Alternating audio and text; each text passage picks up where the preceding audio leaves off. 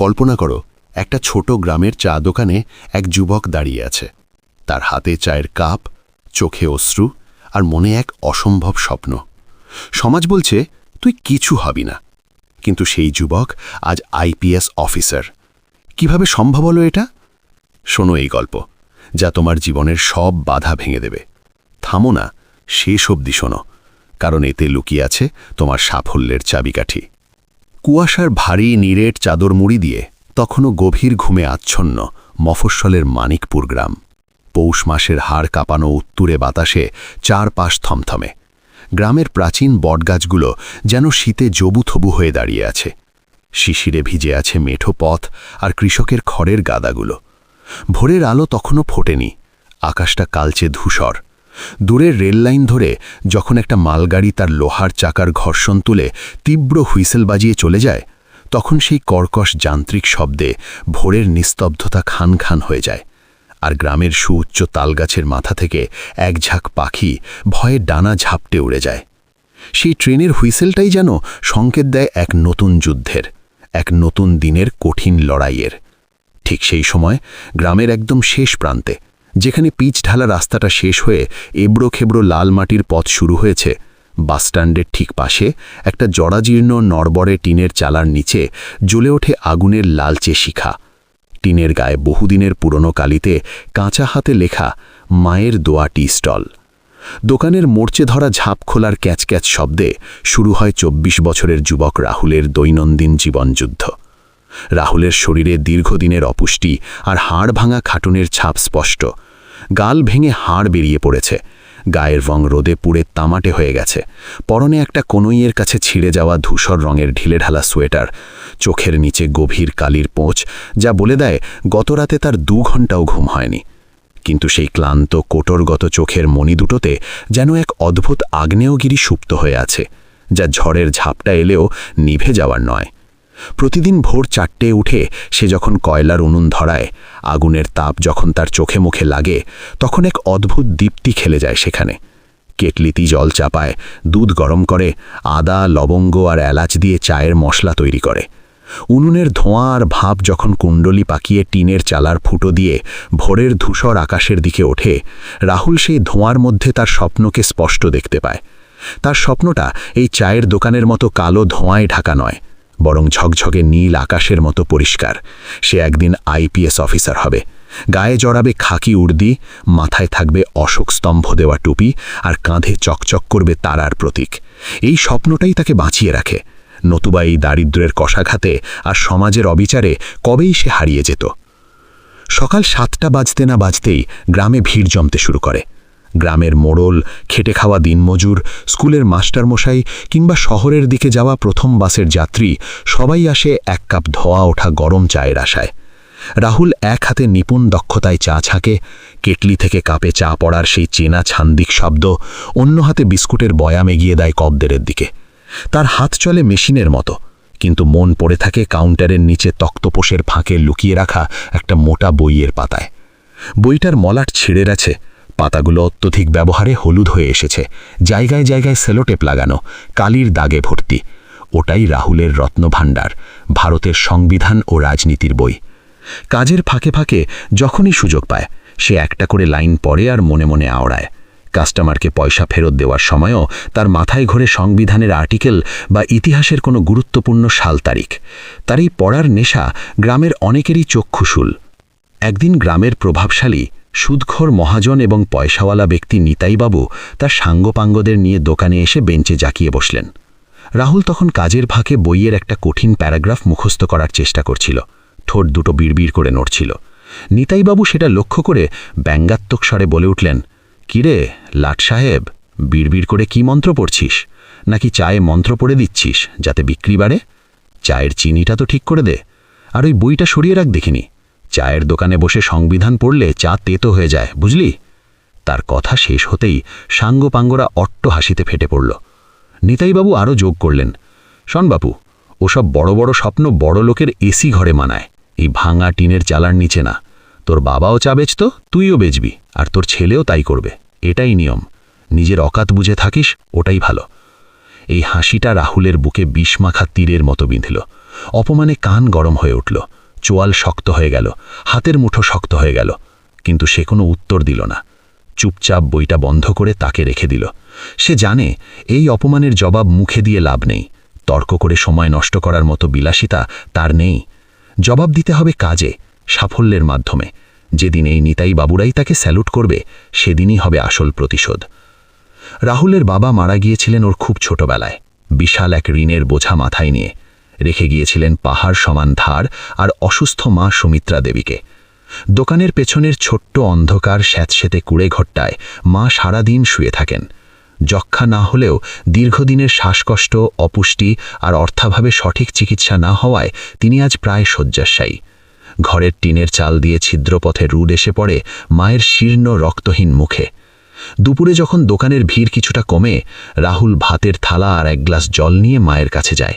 মা ফ্যাল ফ্যাল ফোরে তাকিয়ে থাকেন ছেলের মুখের দিকে। ছেলের ঘামে ভেজা গেঞ্জি আর ক্লান্ত মুখ দেখে মায়ের চোখে জল আসে। মা ভাঙা দুর্বল গলায় বলেন, তোর আর কত কষ্ট দেখব বাবা, ওসব বড় বড় পড়াশোনা ছেড়ে দে, আমার ওষুধের দরকার নেই, কদিন আর বাঁচব। তুই বরং দুটো পয়সা জমিয়ে ঘরটা মেরামত কর, একটা ভালো মেয়ে দেখে বিয়ে থা কর, সংসার পাত। তোর এই হাড় ভাঙা খাটুনি আমি আর দেখতে পারি না। লোকে তোকে পাগল বলে, আমার সহ্য হয় না রে। মায়ের কথা শুনে রাহুলের বুকের ভেতরটা দুমড়ে মুছড়ে যায়, গলায় দলা পাকিয়ে কান্না আসে। সে মায়ের হাড়সাড় হাতটা নিজের শক্ত হাতের মুঠোয় নিয়ে বলে, মা, তুমিই তো বলতে বাবার খুব শখ ছিল আমি বড় অফিসার হব, দেশের সেবা করব। এই গ্রামের মানুষগুলোকে দেখো মা, গত মাসে রাম জ্যাঠার শেষ সম্বল জমিটা জোর করে লিখিয়ে নিল জমিদার বাড়ির ছেলেরা। পুলিশ এসে উল্টে রাম জ্যাঠাকেই মিথ্যা মামলায় ফাঁসিয়ে ধমক দিয়ে গেল। রাম জ্যাঠা আমার হাত ধরে কেঁদেছিল, কিন্তু আমি কিছুই করতে পারিনি। কেন জানো? কারণ ওদের টাকা আছে, ক্ষমতা আছে, আর আমরা গরিব। আমি যদি পুলিশ অফিসার না হই মা, তাহলে এই গ্রামের গরিব মানুষগুলোর চোখের জল মুছবে কে? আমি কথা দিচ্ছি মা, আর কয়েকটা বছর আমি সব বদলে দেব। আমাদের দিনও বদলাবে। এই অন্ধকার ঘর থেকে আমরা আলোয় ফিরব। তুমি শুধু দোয়া করো মা, তোমার আশীর্বাদই আমার বর্ম। ওটা থাকলে আমি দুনিয়া জয় করতে পারব। দিন গড়িয়ে সন্ধ্যা নামে। সূর্য পশ্চিম আকাশে লাল আভা ছড়িয়ে ডুবে যায়। তারপর রাত হয়। গ্রাম নিঝুম হয়ে যায়। ঝিঝি কোকার একঘেয়ে ডাক আর দূরের রাস্তার কুকুরগুলোর ঘেউ ঘেউ ছাড়া আর কোনো শব্দ নেই। রাহুলের আসল যুদ্ধ শুরু হয় তখন। ঘরে বিদ্যুতের লাইন নেই, হুকিং করার সাহস বা ইচ্ছে কোনোটাই তার নেই, আর বিল দেওয়ার সামর্থ্যও নেই। হ্যারিকেনের টিমটিমে আলোয় চোখের খুব কাছে বই নিয়ে সে খুলে বসে ইতিহাস, ভূগোল আর রাষ্ট্রবিজ্ঞানের জটিল সব অধ্যায়। মশা কামড়ায়, গরমে শরীর ভিজে যায়। সারাদিনের হাড় ভাঙা খাটুনির পর ক্লান্তিতে চোখ বুজে আসে। মাথাটা বইয়ের উপর নুয়ে পড়তে চায়, তবুও সে থামে না। মাঝে মাঝে নিজের হাতে জোরে চিমটি কাটে, যাতে ব্যথায় ঘুম চলে যায়। চোখে বারবার ঠান্ডা জলের ঝাপটা দেয়। পেটে অনেক সময় ঠিকমতো খাবার থাকে না, কিন্তু ক্ষুধার জ্বালা সে মেটায় জ্ঞানের খিদে দিয়ে। তার কোনো দামি কোচিং সেন্টার নেই, নেই কোনো গাইড বা মেন্টার। সম্বল বলতে পুরনো বইয়ের দোকান থেকে ওজন দরে কেনা কিছু বাতিল বই, কিছু ম্যাগাজিন, আর পাশের বাড়ির ছেলের ওয়াইফাই পাসওয়ার্ড চেয়ে নিয়ে ভাঙা স্ক্রিনের মোবাইলে ডাউনলোড করে রাখা কিছু ইউটিউব ভিডিও। সেগুলোর মাধ্যমেই সে বোঝার চেষ্টা করে দেশের অর্থনীতি, আন্তর্জাতিক সম্পর্ক আর আইনের জটিল সব ধারা। সে যখন পড়ে তখন সে আর চায়ের দোকানদার থাকে না। সে তখন মনে মনে লাল ফিতের ফাইলের সমাধান করছে, দেশের নীতি নির্ধারণ করছে। তার কাছে রাতটা বিশ্রামের নয়, রাতটা নিজেকে গড়ার সময়। প্রথমবার যখন সে অনেক কষ্টে টাকা জমিয়ে ইউপিএসসি প্রিলিমিনারি পরীক্ষা দিতে জেলা শহরে গেল, গ্রামের সমবয়সী ছেলেরা বালি ধরেছিল সে পাশ করবে না। রাহুল ফিরে এলো হতাশ হয়ে। প্রশ্নপত্র তার কাছে মনে হয়েছিল অচেনা কোনো গ্রহের ভাষা। সময়ের সাথে সে পাল্লা দিতে পারেনি, সে ফেল করল। গ্রামের চায়ের আড্ডায় হাসির রোল পড়ল। কেউ বলল গরিবের ঘোড়া রোগ হয়েছে, কেউ বলল চাওয়ালা নাকি জজ সাহেব হবে। যত সব পাগলামি, নিজের অকাত বোঝা উচিত। সেদিন রাতে রাহুল বালিশে মুখ গুজে অনেক কেঁদেছিল। তার মনে হয়েছিল পৃথিবীটা তার মতো মানুষদের জন্য নয়, স্বপ্ন দেখাটাও বোধহয় পাপ। কিন্তু পাশের ঘর থেকে ভেসে আসা মায়ের প্রবল কাশির শব্দ তাকে মনে করিয়ে দিল তার পিছু হটার কোনো জায়গা নেই। চোখের জল মুছে সে আবার বই খুলল, আগের চেয়ে দ্বিগুণ জেদ আর আক্রোশ নিয়ে। ব্যর্থতা তাকে দুর্বল করল না, বরং তার জেদকে শান দিল। সে ঠিক করল এবার সে আরও কৌশলী হবে, নিজের দুর্বলতাগুলো খুঁজে বের করবে। দ্বিতীয় প্রচেষ্টায় সে আরও মরিয়া হয়ে উঠল। নিজের পড়ার সময় বাড়ালো, ঘুমের সময় কমালো মাত্র 3 ঘন্টায়। প্রিলিমিনারি পাশ করল। গ্রামে একটু গুঞ্জন উঠল, কেউ কেউ অবাক হলো, কেউ বলল ফ্লুক বা ভাগ্য। কিন্তু আসল পরীক্ষা বা মেইনসে গিয়ে আবার ধাক্কা খেল সে। লেখার গতি কম ছিল, ইংরেজির গ্রামারে ভুল ছিল, উত্তর গুছিয়ে লিখতে পারেনি। আবার ব্যর্থতা। এবার আঘাতটা আরও জোরালো, আরও মর্মান্তিক। এদিকে মায়ের শরীর আরও খারাপ হয়েছে। ডাক্তার বলেছেন দ্রুত অপারেশন করাতে হবে, অনেক টাকা দরকার। রাহুল দিশেহারা হয়ে পড়ল। মনে হলো সব শেষ। দোকানটা বিক্রি করে মায়ের চিকিৎসা করাবে নাকি নিজের স্বপ্নটাকে বাঁচিয়ে রাখবে? অস্তিত্বের সংকটে পড়ে গেল সে। নিজেকে বড় অপরাধী মনে হতে লাগল। মনে হলো সে বোধহয় মাকেও বাঁচাতে পারবে না, স্বপ্নও ছুঁতে পারবে না। এক গভীর অন্ধকার যেন তাকে গ্রাস করতে আসছিল। সে যেন তলিয়ে যাচ্ছিল হতাশার সাগরে। গ্রামের লোকের কটূক্তি আর মায়ের অসুস্থতা মিলে তাকে এক দেয়ালে পিঠ ঠেকিয়ে দিল। ঠিক সেই ঘোর অমানিসার সময়ে দেবদূতের মতো তার জীবনে এলেন অলোক রঞ্জন বাবু। গ্রামেরই এক রিটায়ার্ড স্কুল শিক্ষক, যিনি কিছুদিন হলো শহর থেকে গ্রামে ফিরেছেন। তিনি রাহুলের জেদ, সততা আর একলা লড়াইটা দূর থেকে লক্ষ্য করেছিলেন। একদিন প্রবল বৃষ্টির রাতে দোকানের চাল দিয়ে জল পড়ছে। রাহুল মনমরা হয়ে বসে আছে শূন্য দৃষ্টিতে। অলোকবাবু দোকানে এসে রাহুলের ভিজে যাওয়া কাঁধে হাত রাখলেন। বললেন, যোগ্যতা জন্মগত নয় রাহুল, অর্জন করতে হয়। তুমি একা যুদ্ধ করছো, তাই ক্লান্ত হয়ে পড়ছ, দিক হারিয়ে ফেলছ। আমি তোমাকে সাহায্য করব। অলোক স্যার রাহুলকে বিনামূল্যে পড়াতে শুরু করলেন। তিনি তার ইংরেজি শুধরে দিলেন, উত্তর লেখার কৌশল শেখালেন, কোন টপিকগুলো গুরুত্বপূর্ণ তা বুঝিয়ে দিলেন, এমনকি ইন্টারভিউয়ের আদবকেতাও শেখালেন। রাহুলের এলোমেলো পরিশ্রমকে তিনি সঠিক পথে চালিত করলেন। তাকে বোঝালেন যে হিরে তৈরি করার জন্য প্রচণ্ড চাপের প্রয়োজন হয়, আর রাহুল এখন সেই চাপের মধ্য দিয়েই যাচ্ছে। স্যারের সাহচর্যে রাহুলের আত্মবিশ্বাস আবার ফিরে এলো। শুরু হলো তৃতীয় ও চূড়ান্ত লড়াই। এবার রাহুলের রুটিন অমানবিক। ভোর 4টে চা বানানো, দুপুর 12টা পর্যন্ত দোকান সামলানো, তারপর ছুটে যাওয়া অলোক স্যারের বাড়িতে।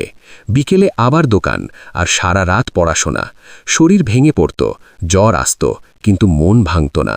পরীক্ষার ধাপগুলো একে একে পেরোলো, মেন্স পাশ করল। এবার ইন্টারভিউয়ের ডাক।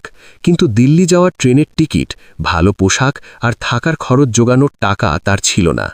এবার এগিয়ে এলো গ্রামের সেই সব মানুষ যাদের রাহুল বছরের পর বছর হাসি মুখে চা খেয়েছে, যাদের সুখ দুঃখের কথা শুনেছে। রিক্সা চালক, সবজি বিক্রেতা, ছোট মুদি দোকানি, তারা গোপনে চাঁদা তুলল। কেউ দিল 10 টাকা, কেউ 50, কেউ বা 100। সেই ভালোবাসার টাকায়, গ্রামের মানুষের আশীর্বাদ মাখা টাকায় টিকিট কেটে রাহুল দিল্লি পাড়ি দিল। ট্রেনে জেনারেল বগিতে বাথরুমের পাশে বসে সারা রাত জেগে সে দিল্লি পৌঁছল। গায়ে গত্রের ব্যথা, কিন্তু চোখে আকাশ ছোঁয়ার স্বপ্ন। সেই দিল্লির ঝাঁ চকচকে ইউপিএসসি ভবন, এসি রুমের ঠান্ডা হাওয়া আর গম্ভীর পরিবেশ। ইন্টারভিউ বোর্ডে রাহুলকে দেখে জাদরেল অফিসাররা প্রথম একটু অবাকই হলেন। তার সাধারণ পোশাক, কিন্তু চোখে মুখে এক ইস্পাত কঠিন আত্মবিশ্বাস। একজন বোর্ড মেম্বার তার বায়োডাটা দেখে প্রশ্ন করলেন, আপনার ব্যাকগ্রাউন্ড বলছে আপনি একজন চা বিক্রেতা। আইপিএস অফিসার হয়ে আপনি কিভাবে এই হাই প্রোফাইল সমাজের সাথে মানিয়ে নেবেন? সমাজের উঁচুতলার অপরাধীদের চোখের দিকে তাকিয়ে কথা বলতে পারবেন তো, নাকি ভয় পাবেন? রাহুল একটুও না ঘাবড়ে শান্ত গলায় কিন্তু দৃঢ়ভাবে উত্তর দিয়েছিল, স্যার, আমি জীবনের সবচেয়ে কঠিন সত্যগুলো ফুটপাতে বসে দেখেছি। আমি জানি খিদে কাকে বলে, আমি জানি বিচার না পাওয়ার যন্ত্রণা কেমন, আমি জানি অসহায় মানুষের আর্তনাদ কেমন হয়। অপরাধীর চোখের দিকে তাকাতে আমার ভয় লাগবে না, কারণ আমি আমার মায়ের চোখে মৃত্যুর ভয় দেখেছি এবং সেটাকে জয় করার স্বপ্ন নিয়ে আজ আপনাদের সামনে বসে আছি। যে ছেলে ভাঙা ঘরে থেকেও আকাশ ছোঁয়ার স্বপ্ন দেখতে জানে, ঝড় বৃষ্টি মাথায় নিয়ে যে ছেলে টিকে থাকে, তাকে কোনো অপরাধী বা ক্ষমতাশালী ব্যক্তি ভয় দেখাতে পারে না। বোর্ডের সদস্যরা স্তব্ধ হয়ে গিয়েছিলেন তার উত্তর শুনে। তারা বুঝেছিলেন এই ছেলেটি সাধারণ কোনো প্রার্থী নয়, এ এক জ্বলন্ত উদাহরণ, এক জীবনযোদ্ধা। রেজাল্ট বেরোনোর দিন। গ্রামের সেই সাইবার ক্যাফের সামনে উপচে পড়া ভিড়। রাহুল এক কোণে দাঁড়িয়ে থরথর করে কাঁপছে। গলা শুকিয়ে কাঠ। অলোক স্যার কম্পিউটারের মাউস স্ক্রোল করছেন। পুরো গ্রাম আজ চুপ, নিস্তব্ধ। যারা তাকে নিয়ে হাসত তারাও আজ কৌতূহলী। তারাও মনে মনে চাইছে ছেলেটা পাশ করুক। ইন্টারনেটের গতি কম, পেজ লোড হচ্ছে না। প্রতিটা সেকেন্ড যেন এক একটা বছরের সমান মনে হচ্ছে। হঠাৎ অলোক স্যার চিৎকার করে উঠলেন, গলা ফাটিয়ে বললেন, রাহুল, রাহুল রে, তুই করে লিখিয়েছিস। রাহুল দৌড়ে গেল। স্ক্রিনে জলজল করছে, রাহুল রয়, র্যাঙ্ক 104, সার্ভিস আইপিএস। মুহূর্তের মধ্যে পুরো মানিকপুর গ্রাম উল্লাসে ফেটে পড়ল। শাঁখ বেজে উঠল, কেউ কেউ আবির মাখাতে শুরু করল, কেউ বা মিষ্টির খোঁজ করল। রাহুল কিন্তু দাঁড়াল না, সোজা দৌড় লাগালো বাড়ির দিকে। ভাঙা দরজার চৌখাট পেরিয়ে মায়ের পায়ের কাছে গিয়ে আছড়ে পড়ে বলল, মা, আমি পেরেছি মা, তোমার ছেলে পুলিশ অফিসার হয়েছে, আমাদের দুঃখের দিন শেষ মা, আর কেউ আমাদের দিকে আঙুল তুলবে না। মা বিছানা থেকে ওঠার শক্তি পাচ্ছিলেন না, কিন্তু আজ যেন গায়ে অসুরের শক্তি পেলেন। রাহুলকে জড়িয়ে ধরে হাউমাউ করে কাঁদলেন। সেই কান্না আনন্দের, সেই কান্না দীর্ঘদিনের অপমান আর বঞ্চনার জবাব, সেই কান্না এক বিজয়ী মায়ের। 2 বছর পর মানিকপুর গ্রামে আজ উৎসবের মেজাজ। সাইরেন বাজিয়ে পুলিশের কনভয় আর একটা জিপ ঢুকছে গ্রামে। ধুলো ওড়ানো রাস্তায় জিপ থামল। জিপ থেকে নামলেন এক স্মার্ট দীর্ঘদেহী অফিসার। চোখে রোদ চশমা, কাঁধে অশোক স্তম্ভের প্রতীক, গায়ে খাকি ইউনিফর্ম, কোমরে পিস্তল। এসেই রাহুল, কিন্তু তার ভঙ্গি আজ পাল্টে গেছে। গ্রামের মানুষ নাস্তার দুপাশে দাঁড়িয়ে হাততালি দিচ্ছে, কেউ বা ফুল ছুঁড়ছে, বাচ্চারা স্যালিউট দিচ্ছে। রাহুল সোজা চলে গেল তার পুরনো চায়ের দোকানের সামনে। দোকানটা এখন তার এক দূর সম্পর্কের ভাই চালায়। রাহুল নিচু হয়ে দোকানের ধুলোবালি মাখা মাটি কপালে ছোঁয়াল। তার চোখ ভিজে উঠল। এই মাটি, এই উনুন, এই কেটলি তাকে আজকের রাহুল বানিয়েছে। তারপর সে ধীর পায়ে কিন্তু দৃঢ় পদক্ষেপে এগিয়ে গেল গ্রামের থানার দিকে। থানায় ঢুকেই সে দেখল সেই পুরনো দুর্নীতিগ্রস্ত অফিসার এবং গ্রামের কিছু দালাল, যারা একসময় গরিবদের শোষণ করত, তারা বসে আড্ডা দিচ্ছে। নিতাইবাবুও সেখানে ছিলেন, কোনো এক তদবিরে এসেছিলেন। রাহুলকে দেখে তারা প্রথমে চিনতে পারেনি, কিন্তু কাঁধের ব্যাজ দেখে সবাই ততস্থ হয়ে দাঁড়িয়ে পড়ল। ভয়ে তাদের মুখ শুকিয়ে গেল। সবাই স্যালিউট ঠুকল। রাহুল তার চেয়ারে বসল না, সে সোজা টেবিলের উপর রাখা ফাইলে হাত দিল। প্রথম ফাইলটাই ছিল রাম জ্যাঠার জমি দখলের কেস। সে গম্ভীর স্বরে অফিসারদের এবং নিতাইনবুর দিকে তাকিয়ে বলল, এই গ্রামে আজ থেকে আর কোনো গরিবের চোখের জল পড়বে না। যে বা যারা ক্ষমতার অপব্যবহার করে আইনকে নিজের পকেটে রাখার চেষ্টা করবে, তাদের জায়গা হবে জেল হাজতে। আমি চা বেচতাম বলে আমাকে দুর্বল ভাববেন না। চা বানাতে যেমন সঠিক তাপ লাগে যাতে লিকার করা হয়, ঠিক তেমনি ন্যায় বেচার প্রতিষ্ঠা করতেও আগুনের দরকার হয়। সেই আগুন আমি সাথে নিয়ে এসেছি। 1 মাসের মধ্যে গ্রামের চেহারা জাদুর মতো বদলে গেল। হাসপাতাল থেকে দালাল চক্র উধাও হল, সরকারি রেশনে চুরি বন্ধ হল, রাস্তাঘাটের টেন্ডারে দুর্নীতি কমল। রামজ্যাঠা তার বেদখল হওয়া জমি ফেরত পেলেন, আর নিতাইবাবুদের মতো লোকেরা বুঝে গেল এখন আর টাকা দিয়ে আইন কেনা যাবে না। রাহুলের মা এখন সুস্থ। শহরের বড় হাসপাতালে তার চিকিৎসা হয়েছে। তিনি এখন গর্বের সাথে ছেলের পাশে দাঁড়ান। কিন্তু রাহুল তার শিকড় ভোলেনি। ছুটির দিনে সে এখনও গ্রামে আসে, মায়ের পাশে বসে গল্প করে আর পুরনো চায়ের দোকানে বসে গ্রামের তরুণদের স্বপ্ন দেখায়। সে তাদের বলে, সূর্য ওঠার আগে অন্ধকার সবচেয়ে বেশি থাকে, কিন্তু মনে রেখো সূর্য উঠবেই। তোমার পকেটে কি আছে সেটা বড় কথা নয়, তোমার মনের ভেতরে কি জ্বলছে সেটাই আসল। কেউ যদি বলে তুই পারবি না, তাকে কানে নিবি না। স্বপ্ন দেখো, কারণ স্বপ্নই একমাত্র সত্য যা তোমাকে তোমার গন্তব্যে নিয়ে যাবে। ঠিক যেমন আমাকে এই চায়ের কেটলি এখানে নিয়ে এসেছে। নিজেকে কখনো ছোট ভেবো না, কারণ প্রতিটা বিশাল গাছের জন্ম হয় একটা ছোট্ট বীজ থেকেই।